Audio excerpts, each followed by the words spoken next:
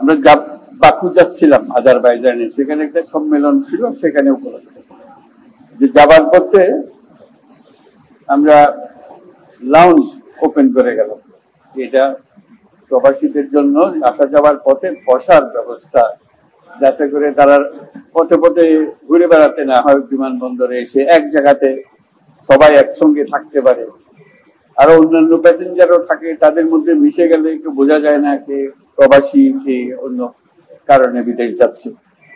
যেহেতু প্রবাসীরা যারা যায় তারা সারা দেশ থেকে বিভিন্ন জায়গা থেকে আসে, এটা তাদের এখানে তাদের বাসস্থান নাই, তারা এখানে অসহায় বোধ করে যে আমরা কোথায় যাব, কার কাছে যাব, কে আমাদের কথা শুনবে, আমরা বুঝতে পারছি না। তো সেই জন্য এক জায়গাতে হলে সবাই সবার কথা নিজেদের মধ্যে বুঝতে পারবো, যে আমরাও তাদের সঙ্গে যোগাযোগ করতে পারবো তাদের সমস্যা সমাধানের জন্য।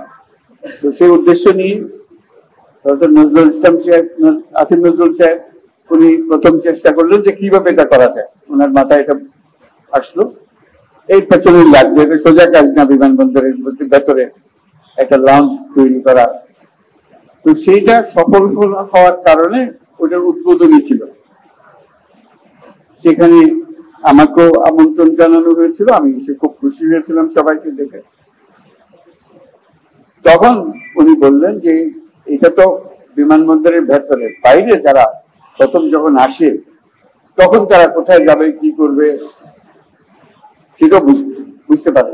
বিশেষ করে এক একজন এক এক সময় আসে, একদিন আগে চলে আসছে বা সারাক্ষণ বসে আছে, কখন প্লেন ছাড়বে, সঙ্গে 2-4 জন পরিবারের সদস্য এসছে, কাজে সেই জন্য একটা আলাদা ব্যবস্থা করা হবে, সেটা হচ্ছে। আমি জিজ্ঞেস করলাম কতদিন লাগবে, বল শিগগিরই হয়ে যাবে। ওই শিগগিরই মানে কত শিগগির বলতে বলতে তখন বলছে, আমি বললাম যে ঠিক আছে, আমি আসার পথে ওটা দেখে যাবো, মাত্র 4 দিন বোধহয় হলো। এই আসার পথে আজকে এটা হয়ে গেল। আমরা সবাই মিলে তাকে আমরা জোরে হাত তালি দিই, যে উনি আমার সহকর্মীদের নিয়ে, ওনার সঙ্গে যারা আছেন এই বিমান চলাচল কর্তৃপক্ষ এবং যারা সহযোগী আছেন, তারা সবাই মিলে খেলেছে এটা করার জন্য। কারণ আমি যে সময়টুকু উল্লেখ করেছিলাম, এটা অল্প সময়, এর মধ্যে সবকিছু করা সম্ভব ছিল না। তারা সেই অসম্ভবকে সম্ভব করেছেন সবাই মিলে, এবং সবার উদ্দেশ্যে এবার একটা হাততালি দিয়ে আপনি আজকে এটা হলো যাত্রা শুরু। এটা কাজে লাগাতে গিয়ে আরো নতুন নতুন প্রশ্ন আসবে, নতুন সুযোগ সুবিধার কারণ হবে।